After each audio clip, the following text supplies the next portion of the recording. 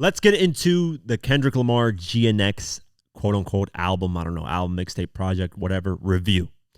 I'm going to go over, as I always review projects, I go over what I think are the best tracks, the bad tracks, and then what I think are the neutral tracks. And then I rank them all out and then give a overall score. So let's go over the first track, which is Whacked Out Murals. This, round of applause, man. Amazing intro. It's in my good tracks or best tracks part. And the intro is just perfect. Starts out very strong. I like how the production builds up. And to me, that made it for, more interesting. I was like, listen, okay, what he's got to say about this? Whacked Out Murals. What is this about? And then it, connected to the actual mural getting destroyed and written OVO over it. So you can tell on this track he had something to get off his chest, which I really enjoyed. Kendrick's flow just got better and better as the track went on. And for me, this track also made it clear that he's the number one guy. He's like holding this crown on his head and making it clear that I don't give a fuck about how people feel. I am the GOAT right now. And nobody's going to debate that, argue with me, because I will go for their head. Hence the Lil Wayne bars, hence the all these old rappers that, have these opinions, they're washed up, blah, blah, blah. Like those lines. And then even at the last verse, he goes at Drake. So I really, really love this track. This is probably my favorite track off the whole project. So a really good track on that. The next track, Squabble Up. I immediately love this track the second it was previewed on the Not Like Us video. Broccoli, hockey, that beat, ridiculous. Insane West Coast old school mixture. It's like, it's really out of this world, man. Shout out to the producer for that. Amazing, man. That is a sound that, like, I hope continues in Kendrick's world because it's amazing. It's a great sound. I love the sample of the girl, the old school classic. You make me dance. Like, it's just, everything about the track is perfect, and I understand why it's going to debut at number 1 on the Billboard Hot 100, which is on pace to do. That is the single off the album. There needs to be a video shot on it, and it's going to be his next number 1, clearly. So definitely shoot a video for that, Kendrick, with the GNX, and just do your thing. Love that track. The next track, let me go over the track list here. I didn't even pull up the track list, which is crazy. I want to do this in order.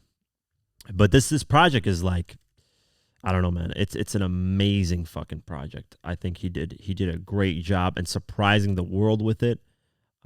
You really, can't get any better than that. So the next track, Luther. I had this track in the best track. Sorry, I was getting confused here.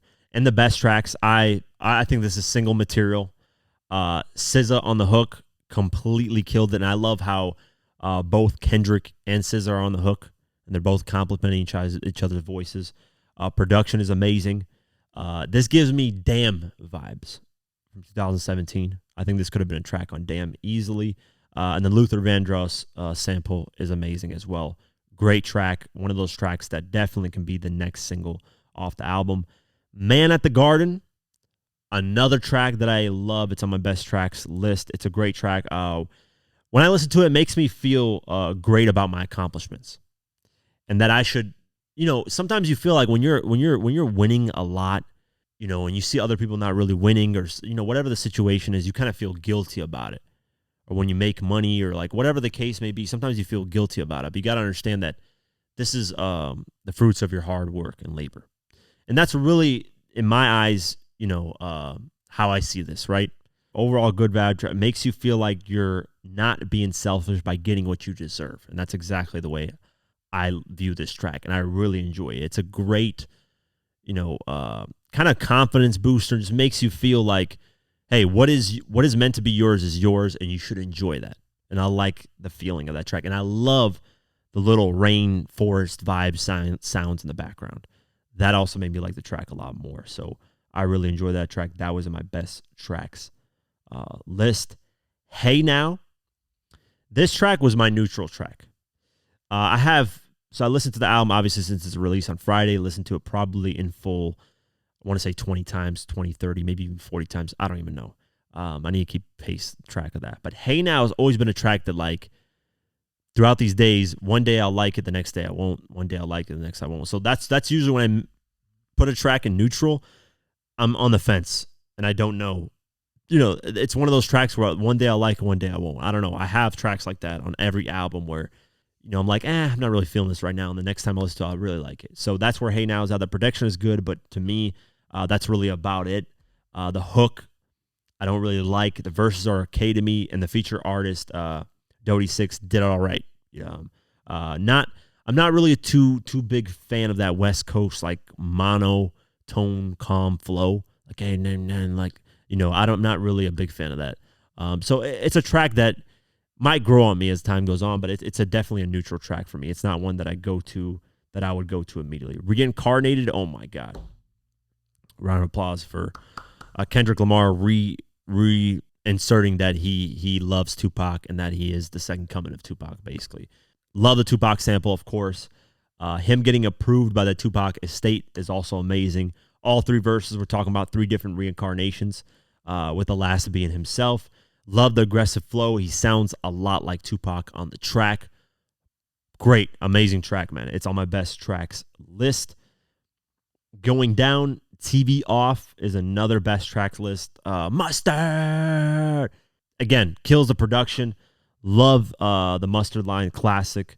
I don't understand Lefty Gunplay's outro, but it's a good look for him, so shout out to him. Repetitive hook on this one, and I'm not really a big fan of repetitive hooks, but it's done well. It's done tastefully, and I love obviously the production changes as the track goes on, which you got to give Mustard props for that, man. It feels like Kendrick has given Mustard a whole second leg in his career. People said, oh, there's only one track, gave him Not Like Us, but here we go.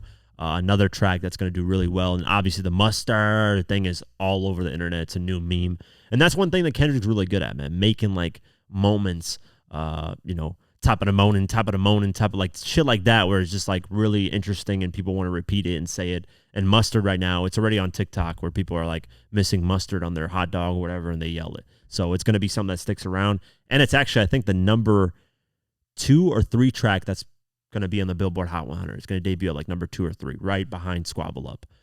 So it's probably going to be another single potential if Kendrick really wants to go that route. So great track overall on my best tracks list. Continuing on, Dodger Blue. This is the first track on my bad tracks list. Very simple track with various features that I felt were unnecessary. And the track was super short. It didn't do anything for me. I didn't care for this track.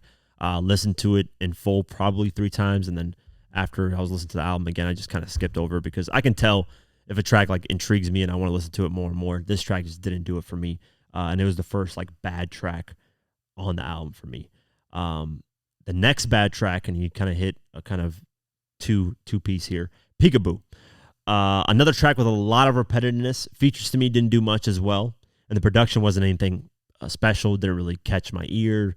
Just another track that I felt like, I skip over it after listening to the album in full. I would skip over the Blue Dodgers and this Peekaboo track. It just didn't do anything for me. Heart Part 6. This was a neutral track for me. Throughout, let's just say I listened to the album 30 times in full. Out of those 30 times, I probably would go to it 20 times out of those 30. It has a great storytelling. It talks about, his history with a lot of TDE artists, his managers, Dave Free, Top, whoever, right? And he talks about the struggles of how he maneuvered through a lot of that stuff. How, he knew his time was coming, stuff like that. I love storytelling tracks like that. I love the hook. Very soulful hook. So overall, it's got its moments for me where I like it, and then sometimes I just skip over it. So it's a neutral track for me. I didn't really go crazy over the track, and I didn't say, I didn't feel like I hated it. It's just one of those tracks that was in the middle for me. GNX, the title track. I enjoyed this track. I think it's a very, very, and this was a track that was recorded probably 2 days before the project was released. One of the artists on the track shared a text message from Kendrick when he sent over the beat, and Kendrick was like, I love this beat. I'm going to go in the studio and record like right now. Very gritty hip-hop record. It's a very, very, very dope hip-hop record. The featured artists, you can tell, are straight from the streets, and, Kendrick kind of backs them and gives this new West Coast kind of look, and he, puts his cosign to them, and they all do their thing, man. They all, kill it. I think it's the best track to showcase the new West Coast, especially from a person of the level of Kendrick Lamar. Him to co-sign a lot of these newer West Coast artists, put them on this album. Very dope of him to do. So I really, really love this track. I think it's the most hip hop type of record that you can get, the most gritty type of record you can get. So it's in my best tracks list. And then the last track, Gloria, wasn't a fan of. It's one of my bad tracks. Didn't like the production. Kendrick's flow, I can't stand it. Very monotone. Just didn't really like the sounds he was making. It's one of those. It's like whatever. SZA had great vocals. That's really about it. But other than that, production, Kendrick's flow, delivery, lyrics, all that stuff, I didn't really care for. It's one of those tracks that I skipped. So that's my review of GNX. I had 7 good tracks, 3 bad tracks, and then 2 neutral. And those 2 neutral could easily go from bad to good. So if we put the 2 neutral in the good, that's 9 good tracks and only 3 bad tracks. That's not bad at all, man.